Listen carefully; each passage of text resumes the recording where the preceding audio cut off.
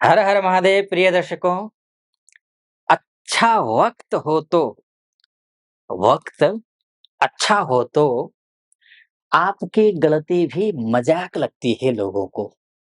वक्त अच्छा हो तो आपकी गलती भी मजाक लगती है और वक्त बुरा हो तो आपका मजाक भी गलती मानी जाती है। इसलिए महत्वपूर्ण है समय। समय अच्छा होना ज़रूरी है और मीन राशि वालों के लिए ये जो पिछला समय था वो बहुत अच्छा तो था नहीं। पिछले साल से तो शनि की साढ़े साती शुरू हुई है, गुरु पीड़ित था ऑलरेडी, बड़े परेशानी है। अभी भी देखिए यहाँ पर अभी अंगारक योग बना हुआ है, बुध नीच का है, खराब स्थिति तो है, थी और है। लेकिन अब जो बदलाव आया है ना, सूर्य देव जो ब्रह्मांड के जो राजा हैं, ग्रहों के राजा, जिसको हम पिता भी कहते हैं, पितृकारक ग्रह भी माना गया है, ये उच्च का हुआ है और सूर्य आपके लिए बहुत कुछ देने वाले हैं। बहुत कुछ में क्या देंगे, आप ये समझ लीजिए। अगर आप ऋण से परेशान हैं, पैसों को लेकर के परेशान हैं, बिज़नेस चल नहीं रहा है, नौकरी ढंग की चल नहीं रही है, लॉस ज़्यादा हो गया है, ऋण लेकर के काम चला रहे हैं, तो ऋण से उऋण होने का सबसे उपयुक्त समय ये है। मैं ये तो नहीं कहूँगा कि आने वाले 24 माफ़ कीजिए 14 मई से पहले-पहले ही, क्योंकि उच्च का सूर्य 14 मई तक है।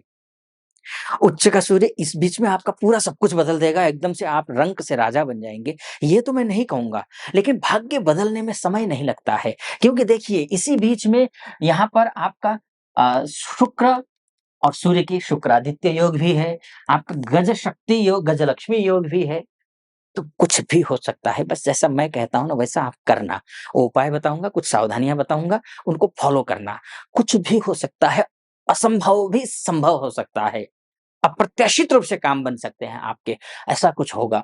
बस पूरा वीडियो सुनना, अगर पहली बार देख रहे हैं तो चैनल को स पूरा सुनिए पहले और अच्छा लगे तो चैनल को सब्सक्राइब कर देना, वीडियो को लाइक और कमेंट बॉक्स में जाकर के हर हर महादेव 5 बार या 11 बार अवश्य लिख दीजिएगा।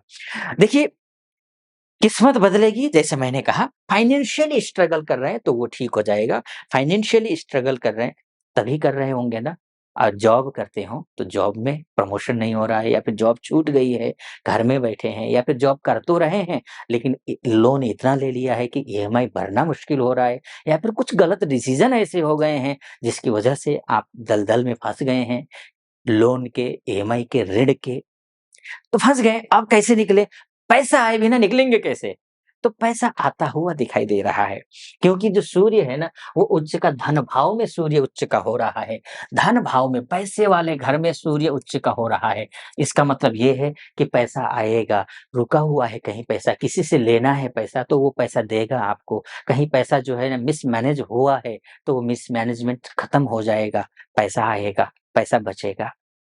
पैसा बचेगा नहीं कहूँगा माफ़ कीजिए, लेकिन पैसा आएगा। अब बचेगा क्यों नहीं ये आपको मैं आगे बताऊँगा। तो ये एक है। दूसरी बात ये है कि आपका बिज़नेस अच्छा, तो नौकरी के लिए तो मैंने आपको बताया कि नौकरी में अच्छी बनेगी, नौकरी नहीं है लग जाएगी, इंटरव्यू क्लियर कर लेंगे। अगर कर रहे हैं प्रमोशन की बातचीत चल रही है तो प्रमोशन भी हो जाएगा, सब कुछ ठीक हो जाएगा, निश्चिंत रहिए। अब मैं बिज़नेस को लेकर के मैं बोलूँगा, देखिए बिज़नेस में आपको 2 बातें हैं। मैं कोई डिप्लोमैटिक आंसर नहीं दूँगा आपको कि अच्छा भी होगा, बुरा भी होगा, नहीं। अच्छा इसमें अच्छा होगा, क्योंकि आपका जो बिज़नेस कारक जो ग्रह है, जो घर संपत्ति खरीदने का वाला ग्रह है, प्रॉपर्टी का कारक ग्रह है, इष्ट मित्र नाते रिश्तेदारों का ग्रह है, गाड़ी का ग्रह है, मातृ कारक ग्रह है, बिज़नेस का पत्नी कारक ग्रह या पति कारक ग्रह है, पार्टनरशिप का ग्रह है, ये नीच का हुआ है।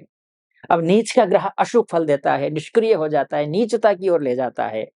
लेकिन आपका लग्न में नीच का हुआ है, तो ध्यान रखना है, ध्यान रखना है। ध्यान क्या रखना है? जब भी बुध जो होता है नीच का होता है, बुध बौद्धिकता से रिलेटेड ग्रह होता है।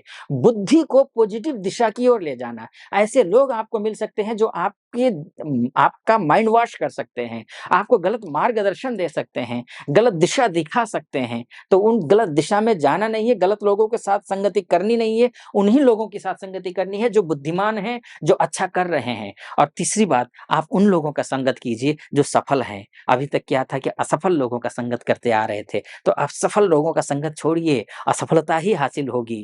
क्योंकि आपका अगर बिज़नेस करते हैं आप और जॉब करते हैं या फिर घर गृहस्थी में ठीक-ठाक नहीं है, तो सबसे पहली शर्त आपके समक्ष ये है कि आप अच्छे लोगों का संगत कीजिए।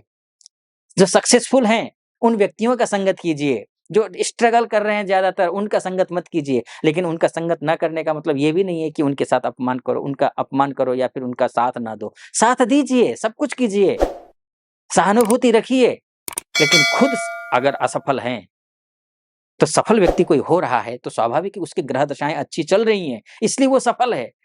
आप उसके साथ जुड़िए। उसके ग्रह भी आपका साथ देंगे। तो बुध आपके क्या है कि बुध इसलिए मैं ये बोल रहा हूँ, बुध नपुंसक कारक ग्रह होता है, संगति का असर पड़ता है इस पर, जैसी संगति वैसा आप हो जाएँगे। और वैसे तो ये कहावत है ही, लेकिन संगत आप जल्दी इफ़ेक्टेड हो जाएँगे। तो आपको ये ध्यान रखना है।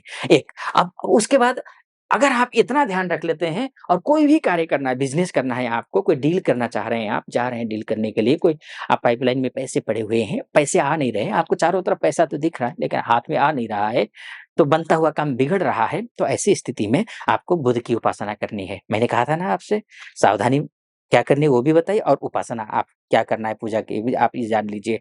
गणपति अथर्व शीर्ष का पाठ करना है।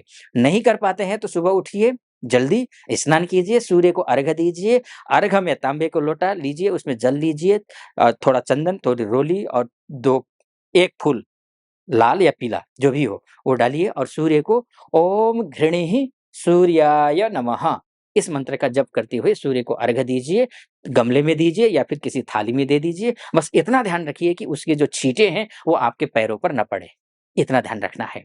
वो दीजिए और आप गणपति अथर्व शीर्ष का पाठ कीजिए और कोई भी काम करना हो, गंग गणपतये नमः इस मंत्र का जप करते हुए करिए। व्यवसायियों के लिए ये सबसे उपयुक्त है और जो दाम्पत्य जीवन में प्रॉब्लम आ रही है, उनके लिए भी अच्छा है, जो पार्टनरशिप में प्रॉब्लम आ रही है, उनके लिए भी अच्छा है, घर खरीदना चाहते हैं, बेचना चाहते हैं, गाड़ी खरीदना चाहते हैं, बेचना चाहते हैं, प्रॉपर्टी बेचना, खरीदना जो भी चाहते हैं, उसके लिए ये आपको जप करना है, सूर्य को अर्घ्य और ये गणपति अथर्व शीर्ष का पाठ करना है।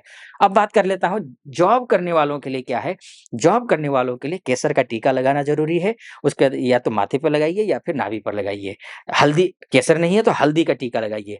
हल्दी भी अब ऐसा मत कीजिएगा कि किचन में सब्जी में यूज़ करते हैं वो हल्दी आप डाल रहे हैं, नहीं, अलग से लेकर के आइए, अलग से ला कर के पूजा मंदिर घर में जो पूजा घर है, वहाँ रखिए और आप टीका लगाइए।